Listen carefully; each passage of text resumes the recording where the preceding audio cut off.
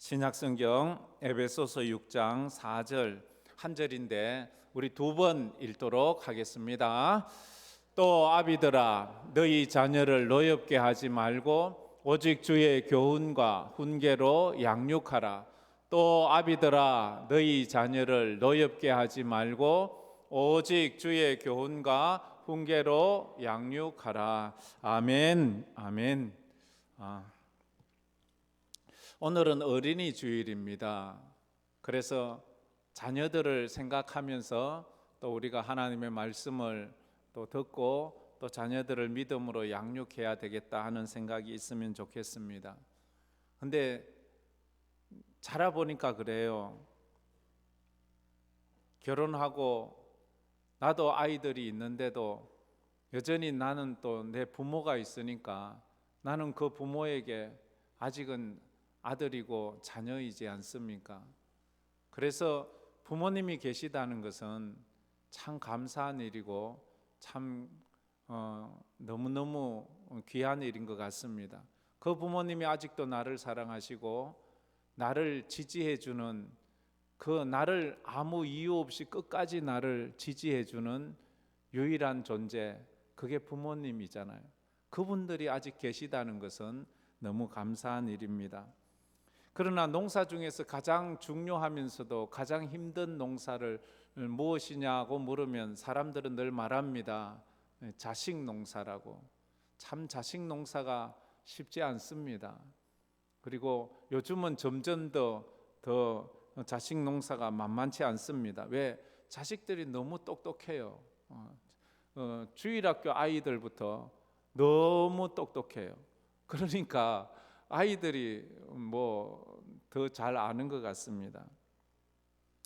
논농사나 밭농사는 1년을 보고 하지 않습니까? 봄에 씨 뿌리고 그렇게 노력해서 가을에 추수를 하는데 그건 1년 수고를 하는 거지요. 그러나 우리 자녀들을 키우는 건 1년으로 되는 게 아니잖아요. 그냥 대학교까지만 키운다 그래도 20년을 생각하고 키워야 되잖아요. 어린이집을 보내고 유치원을 보내고 초등학교, 중학교, 고등학교, 대학교까지 하면 건 20년 이렇게 노력을 해야지. 그렇다고 뭐 다 잘 되는 게 아니잖아요. 그래서 늘 자녀들 키우는 게 쉽지 않다. 그래서 늘 기도해야지요. 근데 믿음으로 키우기는 더 힘들어요. 믿음으로 키우는 건 20년 보고 하는 게 아니잖아요. 영혼을 보고 자녀를 잘 키워야 되는 것입니다. 그래서 영혼을 생각한다면 우리 자녀가 지금 나이가 어떻든 환경이 어떻든 아니 난 늦었어. 이제 나는 해봤자 소용없을 거야. 아니요. 지금부터 하면 됩니다. 그 자녀가 나이가 60이 되고 70이 되었다 할지라도 아직 자녀가 있다면 그 자녀에게 내가 좋은 아버지, 좋은 어머니가 돼 봐야지. 물론 지금까지도 그러셨겠지만 더 신앙적으로 그랬으면 좋겠습니다. 자녀는 부모의 뒷모습을 보면서 자란다고 합니다. 우리는 말을 통해서 자라는 것 같지만 말이 아니라 자녀는 그 부모의 삶을 보면서 그 부모의 뒤를 따라간다는 것을 우리는 잘 알고 있습니다. 어느 날 제가 고향에 갔어요. 제가 이제 20이 넘었어. 근데 고향 사람들은 제가 아주 어려서 나왔거든요. 초등학교 1학년 때 나와서 나를 아는 사람이 거의 없어요. 근데 나를 보자마자 사람들이 어우 자네 아무개의 아들 아닌가 이러는 거예요. 저 깜짝 놀랐어요. 어떻게 저를 아세요? 자네는 자네 아버지를 그대로 닮았어. 이렇게 말하는 거예요. 제가 저희 아버지를 거의 닮은 것 같아요. 저는 그것을 우리 딸을 통해, 우리 딸이 이제 겨우 기 다닐 때 3살 정도 되었을 때 저희 아버님 사진이 그 벽에 걸려 있는 것을 보고는 하는 말이 아빠 하더라고. 저는 야 그게 어떻게 아빠고 할아버지지. 그래서 내가 아버지를 많이 닮았구나 이런 걸 느꼈어요. 자녀는 부모를 닮아가게 되어 있어요. 외모만 닮나요? 말투도 닮고요, 식성도 닮고요, 그의 성격도 닮고요. 그래서 부모가 어떤 모습으로 자녀에게 자기를 보여주느냐는 너무 중요해요. 말로 닮는 게 아니에요. 내 삶이 자녀를 그대로 만들어 간다는 것을 이제 내가 바뀌어야 되겠구나 그래 생각해요. 그 자녀에 대한 우리 인식이 바뀌어야 돼요. 자녀는 내 소유가 아니에요. 근데 많은 사람들은 너는 내 자식이야, 내 말 들어야 돼 이렇게 강요할 때가 있잖아요. 자녀는 내 소유가 아니라 하나님이 주신 최고의 선물이고 하나님이 맡겨주신 최상의 사명이다 라고 이렇게 우리가 이 인식이 바뀌어야 돼요. 한번 저 글자 한번 우리 보도록 하겠습니다. 다 같이 한번 읽어봅시다. 자녀는 내 소유가 아니라 하나님이 주신 최고의 선물이고 하나님이 맡겨주신 최상의 사명입니다. 할렐루야. 이게 가장 중요해요. 근데 많은 사람들은 자녀는 내 소유야, 내 마음대로 해야 돼, 넌 내가 시키는 대로 해야 돼, 너는 아버지가 시키는, 어머니가 시키는, 이렇게 이건 내 것인 그러지 마세요. 그들도 하나의 독립된 인격체예요. 하나님이 내게 주신 선물이고 내게 맡기신 사명이에요. 나는 자녀를 잘 키워야 되는 사명이 있는 거예요. 자녀의 잘못 키운 것에 대해서는 내가 책임을 져야 돼요. 그런 마음으로 우리가 자녀를 잘 양육해야 돼요. 하나님이 내게 보내신 귀한 선물인데, 내게 맡기신 사명인데, 그래서 자녀를 볼 때에 너는 나의 가장 소중한 보물이야 라고 말을 해줘요. 너는 나에게 있어서 가장 귀한 보물이야. 내게 있는 검은 보화가 내게 가장 큰 보물이 아니라 너가. 이 말 들으면 자녀들은 그냥 기분이 좋아가지고 정신을 못 차린다니까요. 너는 나의 가장 큰 감사 제목이야. 오늘 가서 자녀들에게 그 말을 해보세요. 자, 한번 따라해 봅시다. 너는 나의 가장 소중한 보물이야. 이 말을 좀 큰 자녀가 컸어도 해주세요. 또 한마디 따라해 봅시다. 너는 나의 최고의 감사 제목이야. 할렐루야. 자녀들이 그렇게만 자라준다면 부모가 얼마나 행복할까요? 진짜로 나는 네가 나의 가장 큰 감사 제목이야. 나는 감사할 것은 너가 제일 1번이야. 너가 내 아들, 너가 내 딸이라는 것이 나는 제일 감사해. 너는 내 인생의 가장 큰 보물이야. 저 차가 아니고 저 집이 아니고 저 금은 보화가 아니고 너가 가장. 자녀가 이런 부모의 진심을 안다면 어디 가든지 자존감을 계속 유지할 거예요. 어디 가도 꿀리지 않을 거예요. 기죽지 않을 거예요. 그래서 늘 말해야죠. 나는 너가 내 자녀인 것이 참 행복해. 이 말을 해주세요. 디모데는 그 어머니 유니게에게 성경을 배웠습니다. 어려서부터. 그래서 그 어려서부터 배운 그 성경이 믿음이 되고 그 믿음이 구원에 이르는 그런 은혜의 삶을 살게 되었습니다. 우리 성도들은 언제나 자녀에게 어려서부터 성경을 가르쳐 주세요. 그러면 그 성경이 그에게 믿음을 줄 것이고 그 믿음이 그를 구원으로 인도할 것입니다. 자녀가 부모를 진심으로 자랑스럽게 여긴다면 그 부모는 성공한 인생을 산 것이라고 할 수 있습니다. 다른 사람 아무도 나를 인정해 주지 않아도 우리 자녀만 나는 그래도 아버지가 자랑스러워요. 그래도 나는 어머니가 나의 어머니라는 것이 자랑스러워요 라고만 말해준다면 우리 부모님들은 성공한 인생을 사신 거예요.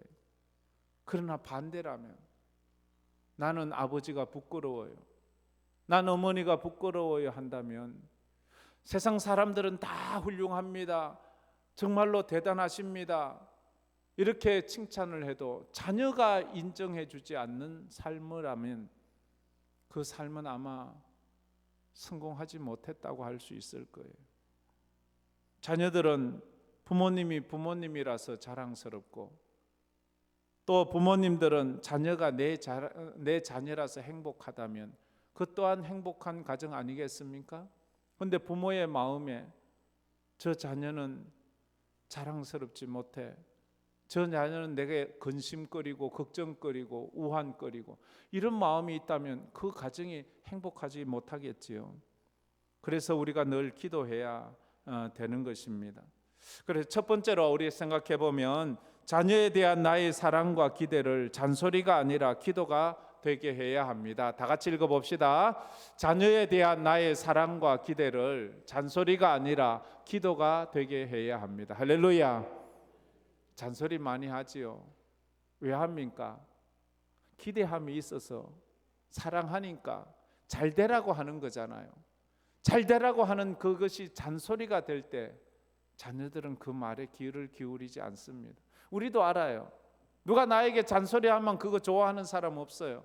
근데 그것이 나 잘 되라고 그렇게 하는 것인 줄 알면서도 마음이 편치 않아요. 많은 사람들이 저에게 얼마나 기대가 많은지 몰라요. 좋은 목사가 되라고, 훌륭한 목사가 되라고, 말씀 은혜롭게 전하는 목사가 되라고 그렇게 얼마나 격려를 해주신다고요. 근데 어떤 부분에는 막 너무 지나치면 이 잔소리처럼 들려요. 아이고 그만 됐다, 그만 알았다, 내가 알아서 할 테니까 그럴 때가 있지요. 기도는요 응원이에요. 기도는 응원해 주는 거예요. 그 사람을 영적으로 응원해 주는 거예요. 그래서 내가 너를 위해서 기도해 줄게 이 말은 내가 너를 응원해 줄게 이 말이에요. 나는 너 편이야 하는 그런 말이에요. 기도로 자녀를 응원하는 부모가 된다면 그 기도를 받는 자녀는 우리 어머니는 우리 아버지는 나를 늘 응원해 주고 있어. 응원하는 그것이 기도가 돼야 되는 거예요. 근데 응원 받으면 사람이 기가 살잖아요. 막 운동을 할 때도 막 옆에서 박수를 치고 막 잘해라 하면 막 힘이 나잖아요. 응원 받으면 힘이 나요. 근데 잔소리 들으면 힘이 빠져요. 잔소리는 사람을 용기를 내게 못합니다. 도리어 기죽게 만든 거예요. 그래서 우리는 사랑한다고 잘 되라고 하는 그 말이 자녀를 기죽게 만들면 안 된다고요. 옆집 아이와 비교를 해요. 이거 다 너 잘 되라고 하는 소리야. 나 아니면 너한테 누가 이런 말 해주겠어. 너 잘 되라고 하는 소리니까 잘 들어봐. 근데 그 소리는요 사람 기를 팍 죽여요. 옆집 아이는 뭐 어떻게도 가고 어디 가도 가고 뭐 옆집 애는 뭐도 사주고 이 말을 왜 하는데? 그런 부분들이 우리가 참 있습니다. 어느 어린이 주일에 있었던 일입니다. 그 교회에서 담임 목사님, 나이 많으신 담임 목사님이 주일학교에 어린이 주일이라고 가서 설교를 하셨대요. 평소에는 젊은 전도사님이 시청각 자료를 가지고 아주 재미있게 설교를 해서 아이들이 참 흥미있게 듣는데 나이 많으신 목사님이 와서 설교를 하니까 따분하기 그지없고 지루하기 그지없었어요. 예배 시간이 그냥 아수라장이 돼버렸어요. 아이들이 막 이리 뛰고 저리 뛰고 소란스럽고 담임 목사님이 땀을 뻘뻘 흘리면서 억지로 설교를 마쳤어요. 그리고 축도로 예배를 마치고 있어요. 목사님이 축도하는 모습을 처음 본 아이가 이상하게 생각해서 물어 옆에 야, 왜 목사님은 손을 들고 기도하는 거야? 라고 물었어요. 그러자 하는 말, 야, 그것도 몰라? 설교를 못했으니까 하나님 앞에 벌 받는 거지. 이렇게 얘기를 하는 거예요. 설교를 못해가지고 손 들고 그렇게 벌 받는다라고 말. 잔소리로 들리면 그게 그렇게 되는 거예요. 우리가 자녀를 위해서 기도할 때 자녀가 좀 걱정스러운 기도 제목이 있다면 부모님들 두 손 들고 기도하세요. 하나님 앞에 벌 받는 내가 하나님 잘못 키웠습니다. 내가 잘 키워야 되는데 그렇지만 이제라도 늦지 않았으니 하나님 저 아이 좀 바르게 키워주세요. 벌 받는 마음으로 두 손 번쩍 들고 팔이 지려오고 팔이 떨어지는 것 같아도 그렇게 기도하세요. 그게 부모의 마음 아닙니까? 자녀를 위해서 눈물로 기도하는 부모가 자녀에게 주는 최고의 그 선물이라고 하잖아요. 자녀에게 나의 부모는 나를 위해서 항상 언제나 어디서나 기도하고 계시다라는 그 믿음을 주세요. 우리 부모님은 날 위해 기도하고 계실까? 이런 의구심이 갖지 않도록, 누가 뭐라고 해도 우리 부모님은 날 위해 기도해 주셔, 내가 속을 썩여도 날 위해 기도해 주셔, 이런 믿음이 있어야 돼. 난 널 위해 기도하고 있어, 난 널 위해 기도하니까 믿어. 근데 그 자식이 한 번도 엄마가 기도하는 걸 본 적이 없어. 그러면 그 믿음은 오지를 않는 거예요. 자식이 보지 않아, 우리 부모님은 날 기도해 주셔, 그게 믿음이거든요. 부모는 자녀를 사랑하기에 누구보다도 큰 기대감으로 잘 되기를 바라는 마음이 있습니다. 얼마나 잘 되기를 바라요. 그 잘 되기를 바라는 그 마음, 사랑, 기대감이 너무 넘치면 그만 또 잔소리를 하게 되잖아요. 그러면 그 잔소리를 또 싫다고 하죠. 자녀들이 내가 무슨 말을 했을 때 짜증을 내고 안 듣고 그런다면 내가 지금 잔소리를 하고 있구나, 이래 생각하시면 돼요. 이놈의 자식이 부모님이 염려해서 하는 말인데 그렇게 이렇게 말하면 안 돼요. 이미 자녀들이 내 말에 귀를 기울이지 않는다는 것은 내가 지금 잔소리를 하고 있기 때문에 그러는 거예요. 기도를 하세요. 그때 내가 기도를 해야지, 내가 널 위해 기도할게 하는 그런 마음을 가지게 해주시면 좋은 거예요. 야곱이 그 잔소리의 대가였던 것 같아요. 야곱에게는 아들이 12명이 있었어요. 그 12명이 다 배다른 자식들이에요. 4명의 어머니에게서, 여인에게서 낳은 12명의 아들들이 있어요. 이 12명의 아들들은 서로가 그저 시기하고 다투면서 언제나 싸웠어요. 야곱이 늘 친하게 지내라고 했겠지요. 너희들은 다 내 자식이니까 다 사이좋게 지내. 근데 그들은 그 말대로 안 해요. 그 결과 어떻게 돼요? 그 10명의 힘을 합쳐서 야곱을 죽이려고 하죠. 요셉을 죽이려고 하잖아요. 요셉을 죽이려고 마른 웅덩이에 쳐넣었다가 요셉을 애굽의 노예로 팔잖아요. 친형제들이에요. 자기 형제들끼리 그저 으르렁 싸우는 거예요. 아브라함의 손자가 야곱이잖아요.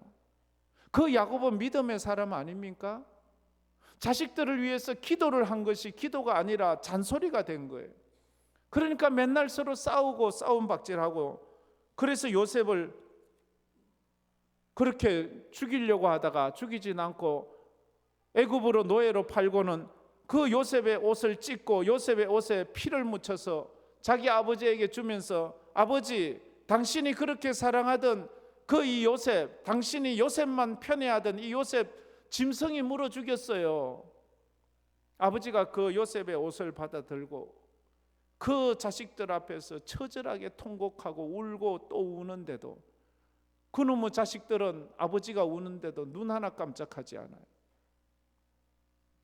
야곱은 자식 농사를 잘못 지은 거예요. 그런데 그랬던 그 야곱이 나이가 많아 늙어서 어떤 사람이 돼요? 기도의 아버지가 되는 거예요. 기도의 아버지가 되면서 자식들이 다 바뀌어요. 자기들이 죽이려고 해서 노예로 팔았던 그 요셉 앞에 무릎 꿇고, 아우야, 우리를 용서해 달라고. 그렇게 형들 때문에 17살 나이에 노예로 팔려서 그렇게 고생을 하고, 그렇게 또 죄수가 되어 감옥에 억울하게까지 들어갔던 그 요셉이 그들을 용서해 주는. 형님들, 걱정하지 마세요. 제가 형님들과 형님들의 자식들을 잘 먹이고 입히겠습니다. 그는 애굽의 총리니까. 야곱이 그렇게 기도하니까 바뀌어요. 야곱이 창세기 49장에 그 12 아들들의 이름을 부르면서 그들의 자자손손을 축복해 주잖아요. 그들은 그 아버지의 기도를 들었어요. 그 기도를 들으면서 바뀌어 갔어요. 눈물의 기도로 키운 자녀는 결코 망하지 않습니다. 물질은 시간이 지나면 사라지지만 기도는 시간이 지날수록 더욱더 빛나는 법이거든요. 자녀들이 아직도 설화에 있다면 오늘 저녁에 잠자리에 들기 전에 가서 머리에 손을 얹고 그렇게 기도를 해주세요. 어색하면 그냥 기도해 줘도 돼요. 처음 하는 사람들은 자녀들이 불편해, 웬일이야, 왜 이래요, 이렇게 할 수 있어요. 그래도 기도해 주세요. 목사님 숙제야, 목사님이 꼭 오늘 이 숙제 하래, 너를 위해서 기도해 주래. 그를 축복하세요. 그에 대한 나의 바람을 이야기하지 말고 그가 정말 멋진 인생이 되도록 기도해 주세요. 하나님, 이 아들을, 이 딸을 저에게 주셔서 너무 감사해요. 저는 이 아들, 딸 볼 때마다 너무 행복해요.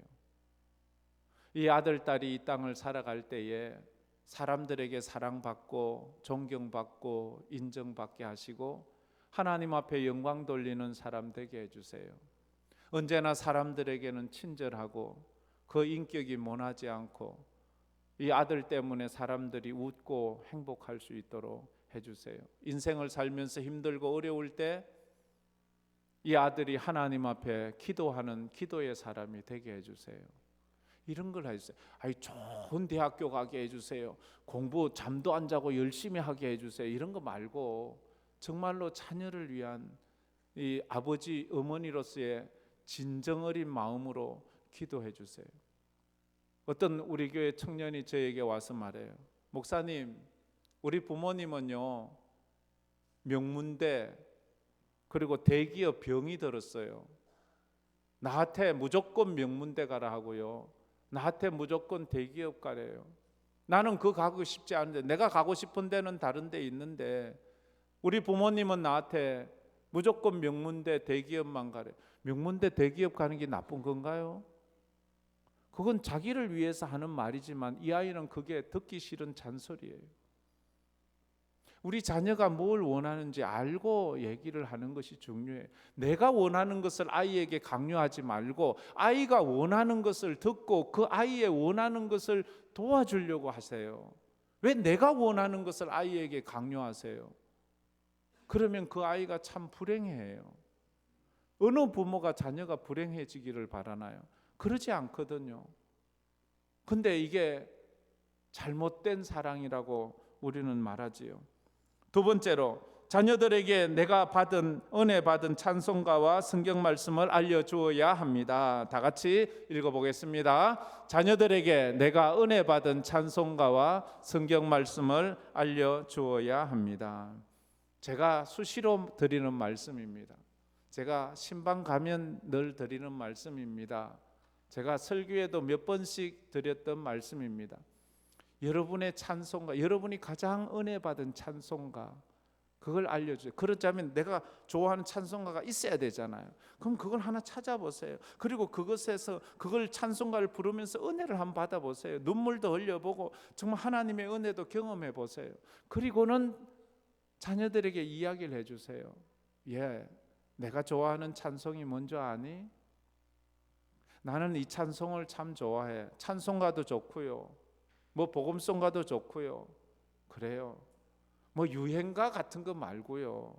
그런 거 말고 이런 찬송가, 그 다음에 내가 은혜 받은 성경 말씀, 나는 이 성경 말씀이 참 은혜로워. 왜냐하면 내가 이 말씀 들은데 내 가슴에 이 말씀이 확 들어와서 그래. 내가 그때 참 힘들고 어려운 시간을 보냈었는데 나는 그래서 이 말씀을 붙잡고 그 어려운 시간을 이겼어. 나는 이 찬송을 부르면서 그 정말로 힘든 시간을 잘 이길 수 있었지. 내가 병원에 입원했을 때도 이 찬송 불렀고, 내가 가난했을 때도 이 찬송 불렀고, 내가 배고플 때도 이 찬송을 불렀어. 그 이야기를 해주면 자녀들은 이걸 못 잊어요. 그리고 좀 더 할 수 있다면 자녀들에게 내가 천국 갈 때 너 목사님 보고 이 찬송 불러달라고 좀 해. 이게 내가 좋아하는 거야. 만약 그걸 자녀들에게 물려줄 수 있다면 자녀들은 부모님 천국 가는 그 시간에 부모가 그리워서 통곡할 거예요. 이제 누가 나를 위해 기도해 줄까? 이제 누가 나를 위해 아낌없이 사랑해 줄까? 나의 어머니, 나의 아버지가 나를 아낌없이 사랑해 주었는데 세상에 부모만큼 그렇게 아낌없이 사랑해 주는 존재가 어디 있나? 이걸 자녀들에게 이야기를 해주세요. 그래야 알지요. 그래서 그 찬송가를 어디서 부르는 거 들기만 해도 자기 어머니가 생각나고 자기 아버지가 그래, 저 찬송은 우리 어머니 좋아하는 찬송인데 저 말씀은 우리 아버지가 좋아하는 말씀인데 자녀들은 그거 평생 못 잊습니다. 잊으려고 해도 잊어지지가 않습니다. 그게 그들에게 믿음이 되는 거예요. 그게 주님을 떠나지 못하게 하는 은혜로운 말씀이 되는 것입니다. 부모는 자녀 인생의 걸림돌이 되어서는 안 됩니다. 자녀 인생의 걸림돌이 되는 못난 부모가 되려고 하는 부모는 단 한 사람도 없을 거예요. 그런데 내가 원치 않게 내가 자녀들의 걸림돌이 될 때가 있다니까요. 내가 디딤돌이 되어야 하는데, 내가 자녀들의 삶을 더 편안하게 해주는 디딤돌이 되어야 되는데, 이게 기도해야 되잖아요. 요즘이 그래요. 요즘 사회가 많이 어려워지고 있잖아요. 그래서 사회학자들은 말해요. 우리 대한민국이 개국한 이래, 대한민국이 탄생한 이래 부모 세대보다 자녀 세대가 더 못 사는 처음 세대가 된다고. 지금 그렇대요. 지금의 자녀 세대들이 부모 세대보다 월급도 더 적고, 물론 아닌 사람도 많지요. 그러나 사는 것이 더 힘든 그런 시간이 왔대요. 이 자녀들이 지금 이렇게 힘들고 어려울 때 자녀들의 디딤돌이 되어 줘야 돼요. 자녀들의 응원해 주는 그런 사람, 지지해 주는 사람이 부모가 되어야 합니다. 예전 같으면 대학만 나오면 취업하는 게 별로 어렵지 않았어요. 그리고 취업을 하면 월급이 나와서 결혼도 하고, 그래서 집도 사고, 그래서 행복하게 대부분 우리 다 그렇게 살았잖아요. 근데 우리 자녀들은 대학을 나온다 해도 직장이 변변치 않아요. 그래서 직장을 평생 직장으로 생각하는 아이들이 별로 없어요. 요즘 트렌드가 그런 것도 있어요. 그러나 한 직장을 10년 이상 다니는 애들이 잘 없어요. 또 바꾸고 그러면 또 다른 취업을 하자면 힘들잖아요. 이런 아이들을 기도로 우리 부모님이 지지를 해줘야 돼요. 힘들지. 왜 젊은이들이 아이를 안 낳는다고 합니까? 아이 키우기가 힘들 때에서 그렇대요. 우리 부모님들은 저만 해도요, 형제가 7남매예요. 그래도 우리 부모님 가진 것 없어요. 재산도 없어요. 그래도 우리 키울 때 힘들다고 하지 않았어요. 7명 그래도 다 키웠어요. 그래도 다 고등학교는 다 졸업시켰어요. 우리 7명 중에 대학 나온 사람, 4년제 나온 사람 저 하나예요. 전문대 2 나왔어요. 나머지 다 고등학교 나왔어요. 부모가 그 학비를 댈 형편이 안 돼요. 제가 제일 그래도 장남이라고 그거 빚지 가지고라도 그래 했어요. 여러분은 어떤가요? 그런데 지금 자녀들은 더 힘들대요. 우리가 지지를 해줘야 돼. 우리가 그들을 또 위해서, 한나는 사무엘을 위해서 평생 기도하잖아요. 그 어린 사무엘 하나님이 낳게 하니까 그 어린 사무엘을 저절대고 하나님 앞에 드리고는 그 자녀를 위해 평생을 기도. 어린 자녀 사무엘 어쩌면 빗나갈 수도 있어요. 엘리 대제사장의 그 아들들 엘리와 홈리도 빗나갔잖아요. 그런데 어떻게 어머니가 젖대자마자 성전에 갖다 바치고 1년에 한 번씩만 오는 거예요. 어머니 1년에 한 번씩 보았어요. 사무엘은 젖대고 나서. 그런데도 사무엘은 빗나가지 않았어요. 왜? 그 어머니가 평생을 기도한다는, 나 너 위에 기도하는 거 알지? 사무엘, 내가 너 위에 기도해. 너 훌륭한 주의 종이 돼야 돼. 너는 훌륭한 주의 종이 돼야 돼. 그래서 1년에 한 번 올 때마다 키가 자라니까 좀 더 큰 에봇을 지어서 와서 에봇을 주고, 또 1년 후에 와서 그 에봇을 주고, 그 어머니의 기도를 받은 그 사무엘이 이스라엘의 국부가 되잖아요. 이스라엘의 왕을 세우고 사울 왕과 다윗 왕을 세우는 위대한 사람이 되잖아요. 그러면서 그 어머니의 기도를 이어받은 사무엘이 마지막에 노년에 그가 하는 말이, 나는 기도 쉬는 죄를 결단코 범하지. 그는 사무엘은 기도를 하지 않는 것을 죄로 여길 정도로 기도의 사람이었어요. 우리 부모님들이 자녀를 위해서 기도해. 사무엘은 한나 어머니가 기도하는 것 의심치 않았어요. 우리 어머니는 나를 위해 항상 기도해. 목숨 걸고 기도해. 그래서 그는 어떤 환경에서도 견디고 버티면서 살아갈 수 있었다 하는 것입니다. 사랑하는 우리 모든 성도님들이 우리 자녀들을 위해서 기도하는 그런 부모님들이 되시기를 바랍니다. 이거 피그말리온 효과라는 것이 있잖아요. 내가 저 사람에게 기대하는 대로 그 사람은 나에게 되어주는 다는 그런 효과지요. 이거 뭐 다 그런 건 아니지만 그런 학자들이 이런 조사를 해보니까 그런 거. 내가 저 사람은 나에게 참 소중한 사람이야. 저 사람은 나에게 참 소중한 사람이 하면 그 사람이 어느 순간부터 나에게 소중한 사람이 된대요. 저 사람은 나에게 참 하찮은 사람이야. 필요 없는 사람이야. 이러면 그 사람은 나에게 언제나 하찮은 존재가 된대요. 그게 학설이 있어요. 피그말리온 효과라는 거지요. 우리 자녀들을 저는 참 귀한 아이야 이렇게 하면 그 아이는 나에게 어느 날 귀한 아이가 된. 저 아유 쓸데없는 아이가 저건 뭐 저러고. 저희 할머니가 늘 그랬어요. 저 위에 누님이 넷 있어요. 제가 5째 장남이에요. 그 꼴에 그래도 유교 정말로 그래도 우리는 양반이라고 얼마나 아들 하다가 딸 할 때마다 우리 어머니 이제 친정에 내쫓아 버렸어요. 정말로 그땐 대부분 그랬잖아요. 그래서 저를 낳았어요. 나는 금이야 오기야 할머니가 그렇게 키웠어요. 딸들을 보곤 쓸데없는 것들. 그러니까 딸들은 다 할머니를 별로 안 좋아했어요. 내가 상대방을 어떻게 대하느냐에 따라 상대방이 나에게 어떤 존재가 되는 것이 결정이 나는 거예요. 자녀들을 귀하게 생각하세요. 세상에 둘도 없는 자녀들이에요.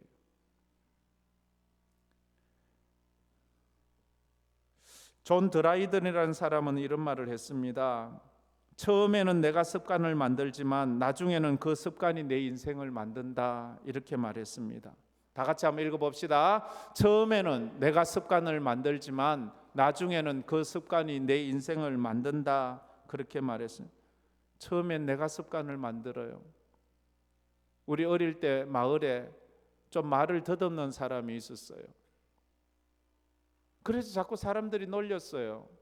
그래서 그 흉내를 내다가 그만 어린 친구들 중에 말 더듬이가 된 친구가 뒤에 가서 이걸 고치려고 하니까 이게 잘 안 되는 거예요. 사람이 나쁜 습관을 배우는 건 쉬워요. 근데 그걸 고치자면 참 어려워요. 이게 선천적으로 이렇게 되는 사람들도 있지만 후천적으로 그렇게 나쁜 습관을 들이는 사람들이 있다고요. 부모는 자녀에게 좋은 습관을 가지도록 가르쳐 주어야 돼요. 근데 가끔은 부모들이 나쁜 습관을 가르쳐 줄 때가 있잖아요.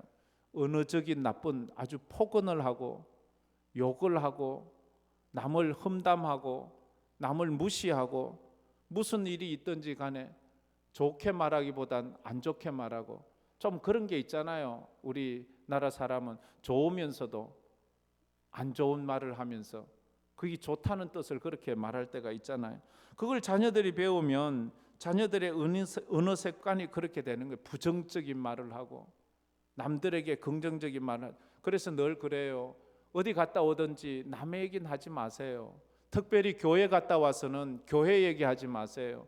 교회에서 안 좋은 얘기 자꾸 하지 마세요. 그러면 자녀들이 교회에 대한 안 좋은 이미지를 가지고 그렇게 된다고요. 그러면 그 자녀들이 안 좋아지는 거예요. 그걸 자꾸만 우리가 어리석게 할 때가 있지요. 건강에 좋은 습관을 가르치세요. 건강에 안 좋은 습관을 가르치지 마세요. 밤 12시 돼서 라면 끓이 먹는 거 그런 거 가르치지 마세요. 밤 12시 돼가지고 통닭 시켜 먹는 거 아이고 그거 하지 마세요. 근데 의외로 그런 사람들이 많아요. 밤 10시 넘으면 우리 출출한데 뭐 하나 시켜 먹을까? 이러면 아이고 밤 늦어 괜찮아 뭐 넌 이러면서 라면 끓이 먹고 떡라면 끓이 먹고 전에 어떤 사람은 그걸 찍어서 이렇게 카톡에 올려줘요. 자기 지금 그거 먹고 있다고. 그거 좋은 거 아니잖아요. 뭐 어쩌다가는 그럴 수 있겠지만 좋은 시간 관리, 물질 관리, 돈 관리하는 것도 가르쳐 주세요. 신앙 습관, 예배드리고 말씀 보고 기도하고 헌금하고 전도하고 남 도와주고 이런 것들을 좀 말로 가르치지 말고요. 길에 가다가 어려운 사람이 있으면 좀 도와주고 이걸 자녀가 내 뒷모습을 보면서 아 우리 부모님이 저러시네. 우리 부모님은 그러셨어. 나도 그래야지. 아 우리 부모님은 주일만 되면 늘 교회 오시네. 늘 교회 올 때마다 그렇게 깨끗한 옷 입고 오시네. 아우, 나도 그럼 주일이면 교회 가야지. 우리 부모님은 늘 헌금 드릴 때마다 다리미로 늘 다려서, 요즘 뭐 다리미로 헌금 다리 오는 사람이 있는지 모르겠지만 전에는 그런 성도들이 더러 많았어요. 구겨진 것 아니라 늘, 그리고 헌금 드릴 때에도 삐딱삐딱하게 하는 게 아니라 늘 가지런하게 앞면을 다 똑같이 해가지고, 저는 언제나 돈이 생기면 늘 이걸 똑바로 하는 그런 습관이 있습니다. 돈을 귀하게 여기면 그 돈이 나도 귀하게 여긴대요. 사람들에게 그런 습관을 가르쳐 주는 것은 참 좋습니다. 잘못된 부모는 잘못된 습관을 물려주고 또 빚이나 한금 물려주고 가면 자녀들이 얼마나 힘들겠어요. 대물림 되는 거지요. 자녀들에게 지식보다 인격이 중요하다는 것을 가르치세요. 자녀들에게 이기는 법보다 섬기는 법을 가르쳐 주세요. 자녀들에게 포기하는 것보다는 참고 인내하는 법을, 그래서 힘들고 어렵다고 그만두고 익하지 말고 끝까지 참고 인내하는 법을 가르쳐 주세요. 원망하는 것보다 감사하는 법을 가르쳐 주어야 합니다. 잠언 22장 6절에 그래서 이런 말씀을 하지요. 잠언 22장 6절 다 같이 한번 읽어봅시다. 마땅히 행할 길을 아이에게 가르치라. 그리하면 늙어도 그것을 떠나지 아니하리라. 마땅히 아이에게 가르쳐야 된대요. 가르칠 것은 또 가르쳐야 돼요. 그래서 3살 버릇 8까지 간다는 말이 있잖아요. 3살 버릇 8까지 간다는 그 말처럼 우리가 늘 자녀들을 위해서 늘 기도해 주어야 돼요. 자녀들을 아주 건강하게 키워야 됩니다. 자녀가 넘어졌을 때 붙잡아 이렇게 세워주는 것도 좋지만 자녀 스스로가 거기에서 일어설 수 있도록 격려해 주세요. 너는 일어설 수 있어. 한번 일어서 봐. 한번 일어서 봐. 일어서는 법을 가르쳐 줘야 돼요. 큰 집을 물려주는 것도 좋지만 큰 집을 스스로 세울 수 있는 그런 사람이 되게 해야지요. 늘 흔히 말하듯이 물고기를 잡아주지 말고 물고기 잡는 법을 가르쳐 주라는 말씀이 있지 않습니까? 자녀들이 스스로 어려움을 헤쳐나올 수 있는 법을 가르치세요. 그 어려움에 있다고 내가 건져주면 그 어려움이 있을 때마다 내가 다 건져줘야 되잖아요. 근데 그 아이가 그 어려움을 이길 수 있는 법을 가르쳐 주세요. 자녀들에게 인생의 문제 앞에서 그래서 기도하는 법을 가르치라고요. 기도는 말로 가르치는 게 아니라 내가 기도할 때 자녀들이 나를 따라 기도하는 것이기 때문입니다. 그래서 어떤 어려움이 있어도 우리 자녀들이 믿음으로 너끈히 승리하는 그런 법을 가르치는 우리 부모님들 다 되시기를 주의 이름으로 축복합니다. 우리 말씀을 생각하면서 찬양을 한번 불러보겠습니다. 우리 자녀들을 축복하면서, 우리 축복송인데 자녀들을 얼굴 하나하나 생각하면서 우리 찬양 축복하는 마음으로 불러봅시다. 때로는 너희 앞에 어려움과 아픔이 있지만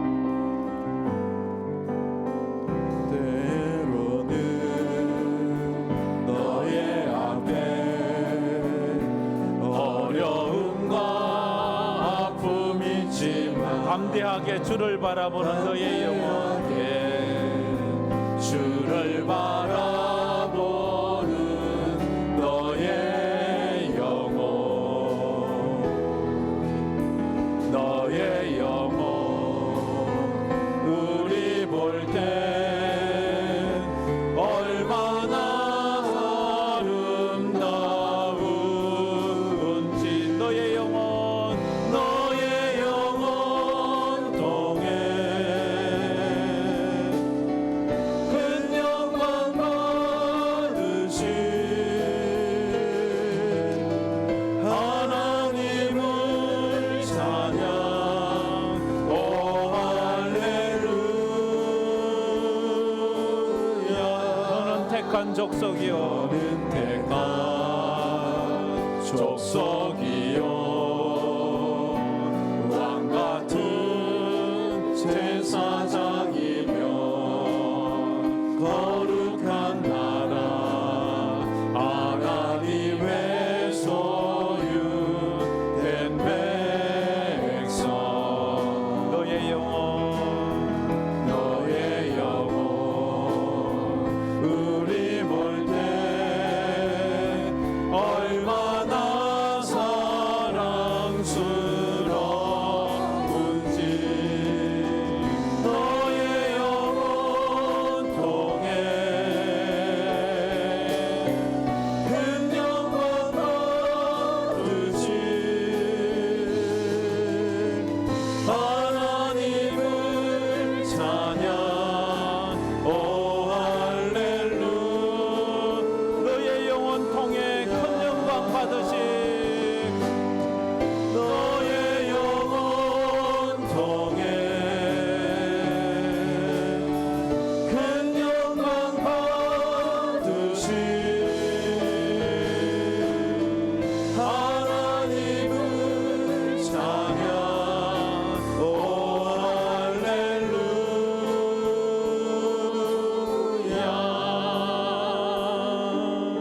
우리 다 같이 눈을 감고 머리를 숙여 손을 모아서 우리 자녀들을 생각하면서 우리 손주들을 생각하면서 그 우리 자자손손 우리 후대들을 생각하면서 하나님 우리 가문이 우리 집안이 믿음의 명문 가문이 되게 해주세요. 내 대에서 믿음이 끊어지는 그런 일이 없도록 우리 자녀들 때 예수 더 잘 믿는 그런 자녀 그런 가문이 되게 해주세요. 자녀는 내 소유가 아니라 하나님이 주신 선물이라고 했습니다. 자녀는 내게 맡기신 하나님의 사명이라고 했습니다. 내가 자녀를 잘못 키웠습니다. 주님, 이제부터 기도하는 부모가 되겠습니다. 내가 지금까지 자녀를 사랑한다는 것 때문에 잔소리만 했습니다. 나는 그게 사랑인 줄 알았는데 이제 기도하는 부모가 되겠습니다. 자녀를 위해 두 손 들고 눈물로 기도하겠습니다. 자녀에게 신앙의 유산을 물려주겠습니다. 내가 좋아하는 찬송, 내가 좋아하는 하나님의 말씀, 내가 언제든지 자녀를 위해서 기도한다는 믿음을 주는 부모가 되겠습니다. 그래서 그 자녀들이 어떤 삶 가운데서도 믿음의 삶을 사는 자녀가 되게 해 주옵소서. 우리 자녀들, 우리 손주들을 생각하면서 우리가 그런 부모가 되게 해달라고 다 같이 통성으로 기도하며 나가겠습니다. 참 좋으신 하나님 감사합니다. 오늘 어린이 주일을 맞이해서 아버지 하나님, 우리가 부모로서 우리 자녀들을 돌아봅니다.